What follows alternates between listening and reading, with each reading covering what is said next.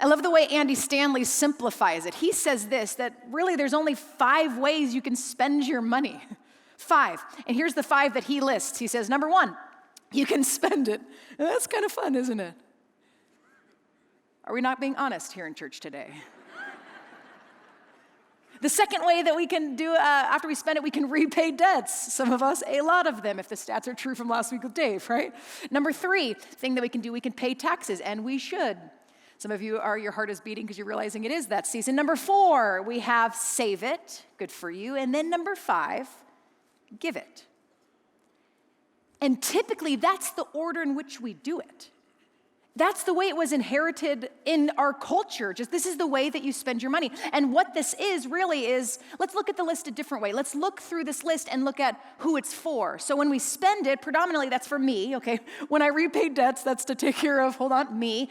When I pay my taxes, it's so that I don't get in trouble, me. Then when I save it, it's like, okay, for my future, I can find security, me. And then 5, God and others. What that's referred to, Andy Stanley says, is me first giving, or me first living with leftover giving. And that's normal. That's just expected. That's the way that it is. And with that in mind, with Jesus' words, I want you to hear them. Where your treasure is, there your heart will be also.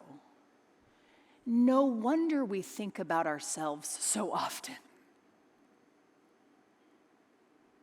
No wonder anxiety is such a problem. No wonder Jesus teaches on worry next.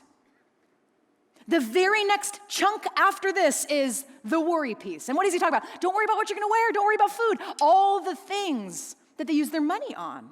Jesus knows our heart. And of all the sermons that he preaches on money, I find it really interesting that he never asks for any. Ever. But do you know what he's always after and what he always asks for? All of your heart.